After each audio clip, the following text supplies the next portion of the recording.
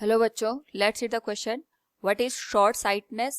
How can this defect be corrected? Now to answer this question, first we will discuss here the key concept, and here the key concept will be human eye defect, and we will discuss here short sightedness. तो basically हमारे पास जो human आई होती है, it is used to see the different things in the surrounding, और यहाँ पे जो हमारे पास कन्वर्जिंग लेंस होता है या आईबॉल का साइज होता है, इसमें चेंजेस आने की वजह से कुछ आई डिफेक्ट्स प्रोड्यूस हो जाते हैं, जिनको हम यहाँ पे ह्यूमन आई डिफेक्ट के नाम से जानते हैं. And here we will discuss short sightness, जिसको हम यहाँ पे मायोपिया का नाम भी देते हैं. Now according to the question हमसे पूछा गया है कि शॉर्ट साइटनेस होता क्या है और इसको हम यहाँ पे किस तरीके से करेक्ट कर सकते हैं.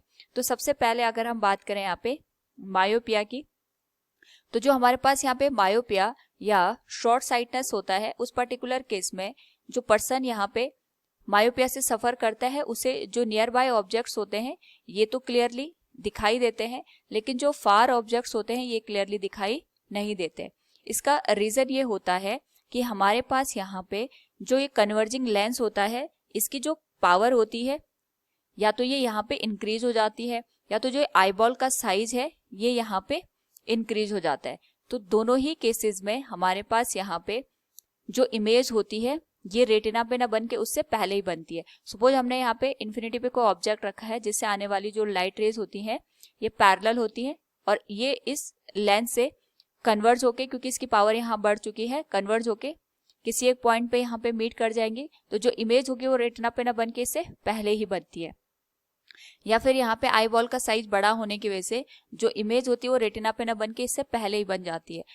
इसे ही हम यहाँ पे शॉर्ट साइटनेस कहते हैं. शॉर्ट साइटनेस इसी का नाम इसीलिए होता है, भले इसमें हमें यहाँ पे दूर की चीजें नहीं दिखाई देती हैं, क्योंकि जो हमारे पास यहाँ पे फोकल लेंथ होती है वो एक तरीके से रिड्यूस हो जाती है. यानी हमारे पास जो फोकल लेंथ है उसके रिडक्शन होने की वजह से, या हम कह सकते हैं जो हमारे पास विजन होता है वो कम से यहाँ पे शॉर्ट हो जाता है as compared to the normal eye.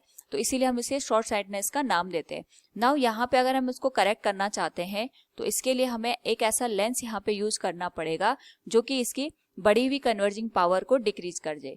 तो यहाँ पे हम कॉनकेव लेंस का यूज करते हैं, और अगर हम यहाँ पे कॉनकेव लेंस का यूज कर दें इस तरीके से, तो जो हमारे पास लाइट रे जाएंगी वो यहाँ पे रेटिना पे जाके फोकस होंगी. अगर मैं इसको ड्रॉ करूं यहाँ पे, तो ये आ गया हमारे पास कॉनकेव लेंस. जो भी लाइट रे जाएंगी, ये पैरेलल लाइट रे, वो डाइवर्ज हो जाएंगे. डाइवर्ज होने के बाद ये यहाँ पे आई लेंस पे पहुंच जाती है, और आई लेंस इसको दोबारा से कन्वर्स कर देता है, और जो भी लाइट रे आएंगी उसको यहाँ पे रेटिना पे फोकस कर देता है.